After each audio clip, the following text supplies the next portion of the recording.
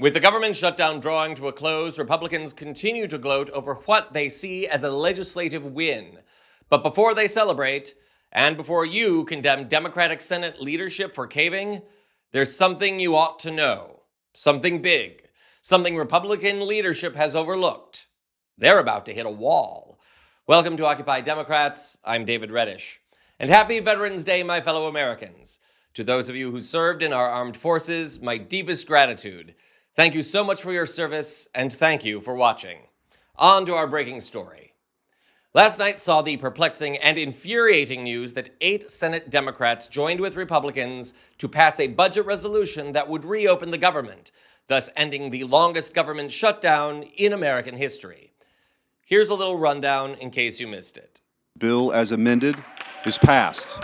An end to the longest shutdown in U.S. history is in sight. I think this is a great victory for the American people. Last night, 8 Democratic caucus members in the U.S. Senate joined Republicans to pass a bill which would fund the government through January 30th. The measure reverses shutdown-related layoffs and guarantees back pay for federal workers. It also incorporates 3 year-long spending bills that include SNAP food assistance funding. Pennsylvania Senator John Fetterman on his yes vote to Fox News. It's the country over the party on this. But the split has sparked backlash, especially since the deal did not include the Democrats' key demand of an extension of Affordable Care Act tax credits. What's the point if the subsidies were the issue and that's not a part of the negotiated plan? Senate GOP leaders say members are discussing the ACA with the promise of a vote sometime next month. But in the House, Speaker Mike Johnson has been non-committal. I do not guarantee the outcome of legislation or dates or deadlines or anything. The House is expected to take up the Senate's bill to reopen the government as soon as Wednesday.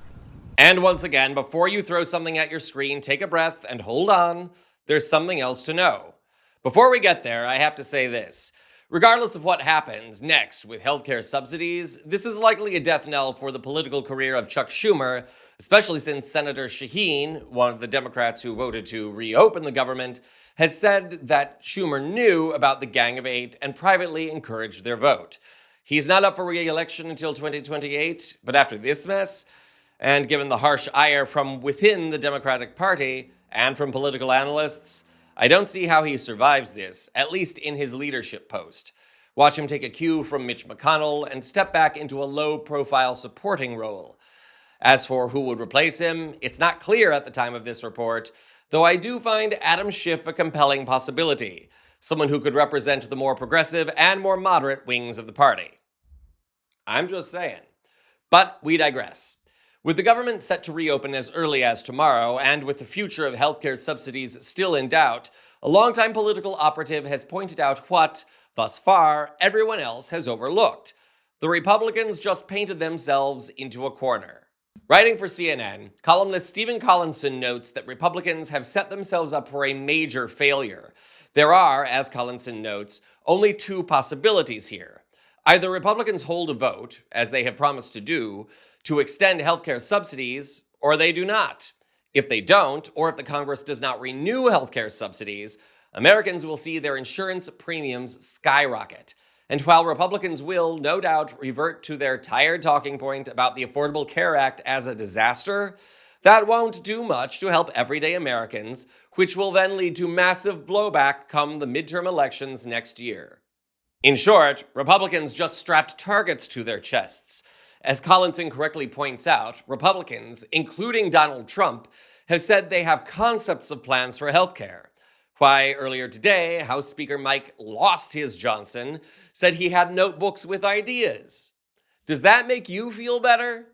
The Affordable Care Act is 15 years old, and Republicans have never offered an alternative beyond, if you get sick, it sucks to be you. And they still don't have one. Ergo, they will have to renew the healthcare subsidies, and if they don't, the pain of their inaction on everyday Americans will be massive and lead to major defeats next year. Couldn't happen to a nicer party. A party that has no problem starving its own voters. A party that has no problem letting healthcare costs bankrupt working Americans. A party that supports concentration camps for immigrants. And a party that stands behind a convicted felon and sexual predator that is now in clear mental decline. So, how are those midterms looking now, folks? Redistricting or not, there's a blue storm coming, and I cannot wait for this one to hit. This is Occupy Democrats.